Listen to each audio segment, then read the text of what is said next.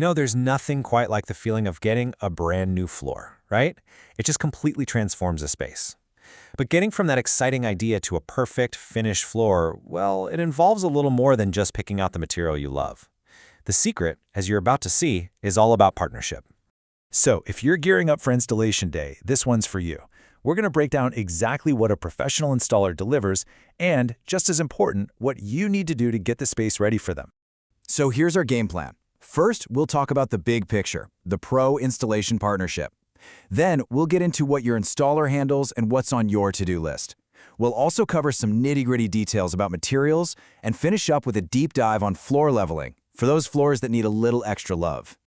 Okay, so the single most important thing to get your head around is this. A perfect floor installation is a team effort. Seriously. It's a collaboration between the professional skill and your preparation. Think of it like this. The installer, they bring the expertise. They're going to lay that floor perfectly and get those plinths, the skirting boards, mounted just right. Your role? You're setting the stage. You're making sure the space is prepped and ready for a smooth process. When both sides nail their part, the result is absolutely flawless. So, let's get specific. What exactly are you getting when you hire a pro? What's the promise? Let's take a look. The main event, of course, is the expert installation of the floor itself. That includes professionally mounting the plinths, or skirting boards. Afterwards, they're not just going to leave a mess. They'll leave the workspace broom clean and gather up all the cutting waste, the snæfall, into a neat pile for you to take care of.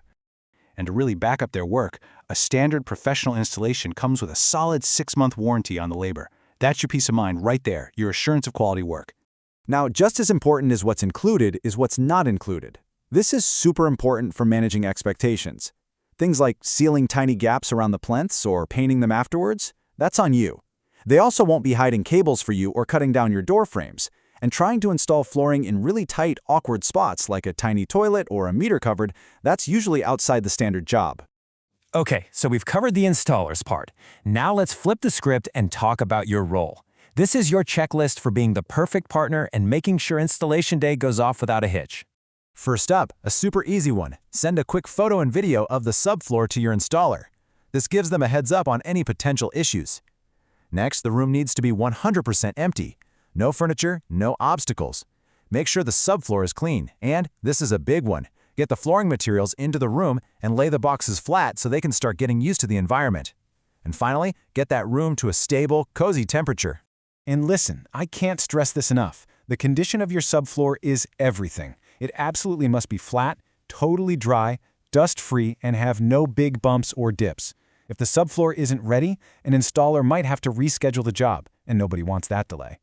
Speaking of timing, this is crucial. The room needs to be at a stable temperature for a full 48 hours before your installer even walks through the door.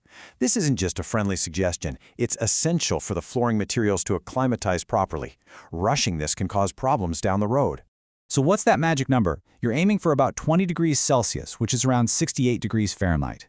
So once those materials are delivered, get the heat on and just keep it steady right through installation day. All right, let's zoom in on a couple of details that can sometimes catch people off guard. The type of skirting boards you pick and how you manage the flooring materials themselves.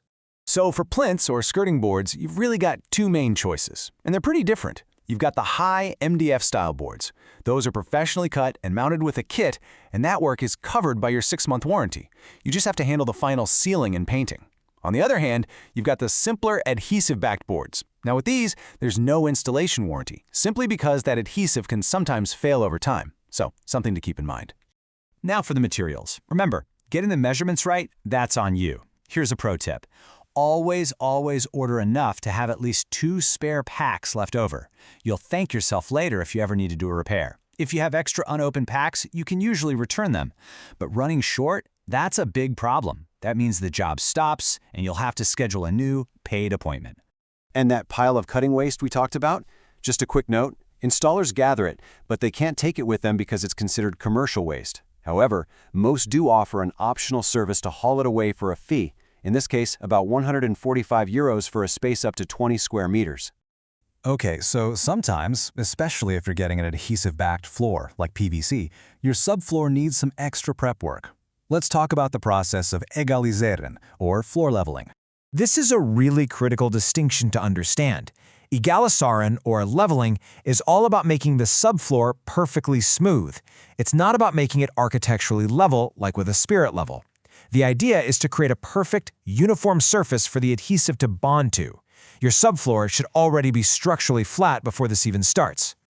On leveling day, the rules are pretty strict. The subfloor has to be totally clear of any holes or things sticking out. And this is huge. All heating, especially underfloor heating, must be turned off. This is so the leveling compound doesn't dry too fast and crack.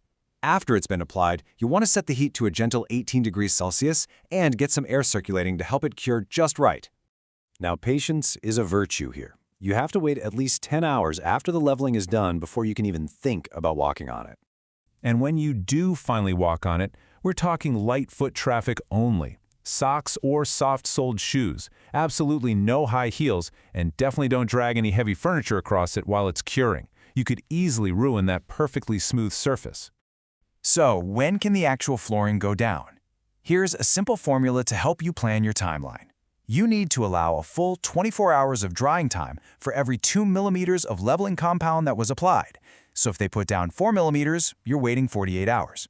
Don't rush this. So if there's one thing to take away from all this, it's this. The secret to a perfect floor isn't just about hiring a great professional, it's about being a great partner. When your careful prep work meets their expert skill, the result is so much more than just a new floor. It's a foundation you're going to love for years and years to come.